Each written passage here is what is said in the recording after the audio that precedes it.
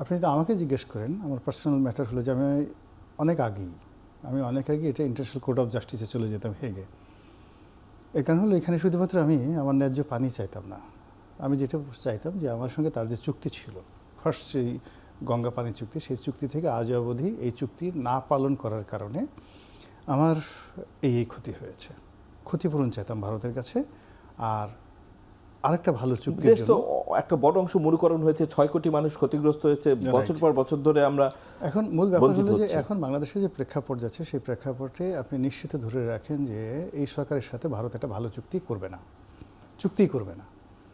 2 নম্বর হলো যে এই সরকারের সাথে চুক্তি না করার অনেকগুলো কারণ আছে। সরকারের সাথে সম্পর্ক ভালো না, ওখানে তারা আওয়ামী লীগকে বাংলাদেশে আবার পুনর্বাসিত করতে চাচ্ছে, আওয়ামী লীগের হাত দিয়ে একটা জিনিস ফেরত দিতে চাচ্ছে। ওই দিকে আবার পশ্চিমবঙ্গে শুভেন্দু সেখানে ক্ষমতায় চলে আসছে এবং সে বাংলাদেশ বিরোধী বক্তব্য দিচ্ছে। হ্যাঁ, বাংলাদেশ বিরোধী বক্তব্য দিচ্ছে এবং এই গঙ্গাতে পানি নেই এটা যদি দেখে যে এই পাশে রাজশাহীর এই পাড়ে যেটা শুষ্ক মৌসুমে পানি থাকবে না, আপনি দেখবেন যে শুভেন্দু সেখানে বিজেপির একটা আনন্দ মিছিল বের করবে। তো এই জিনিসগুলো এখন এরকম একটা পরিবেশ পরিস্থিতি কিন্তু 88 থেকে 96 সন পর্যন্ত ছিল না। অবাক করার ব্যাপার হলো আমাদের বাংলাদেশের যে কটা সরকার ছিল, যদি সবচেয়ে সহনশীল এবং একটা প্রেডিক্টেবল রিলেশন ধরেন, তো সেটা ছিল এরশাদ সাহেবের সাথে ভারতের।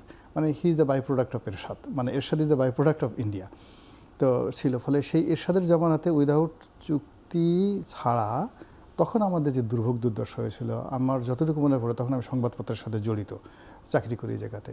প্রায় প্রতিদিনই আমাদের পত্রিকার হেডলাইন থাকতো যে ভারত থেকে আজকে পানি না আসার কারণে আমাদের কি কি সমস্যা হচ্ছে, কোন কোন এলাকাতে মরু হচ্ছে, কোন নদীটা শুকিয়ে যাচ্ছে। এবং সেইভাবে 96 সন পর্যন্ত বিএনপির জমানাতেও তারা এইটা করতে পারলো না। এই কারণে যে এরশাদের পতনের পর ভারত যেটা চেয়েছিল এরশাদকে একটা সেফ এক্সিট দেওয়ার ব্যাপারে, তো সেটা যখন বিএনপি সরকার দিল না দেওয়ার কারণে কিন্তু ভারত বেঁকে বসলো। ফলে 91 থেকে 96 সন পর্যন্ত ঠিক ভারত কিন্তু বিমাতাসবল আচরণ করেছে বিএনপির সঙ্গে।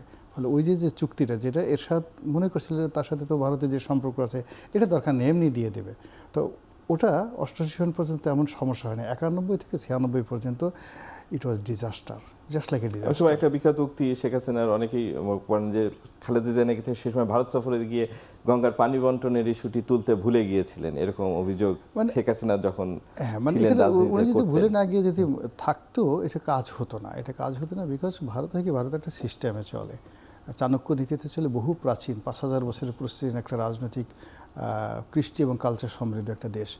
ফলে সেখানে যদি আপনাকে উইন করতে হয় তাহলে ওই ধরনের ডিপ্লোম্যাসি লাগবে, ডিপ্লোম্যাটিক পার্সোনালিটি লাগবে আপনার।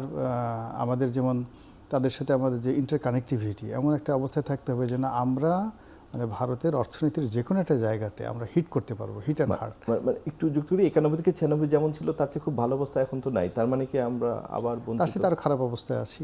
মানে 96 সনে আমাদের মানে ভারতের সাথে একটা সিঙ্গেল ইস্যু ছিল যে এরশাদকে তারা সেফ এক্সিট দিচ্ছে না, এরশাদকে জেলখানায় পুরে রেখেছে। এছাড়া বিএনপি সরকারের বিরুদ্ধে ভারতের কোনো অভিযোগ ছিল না।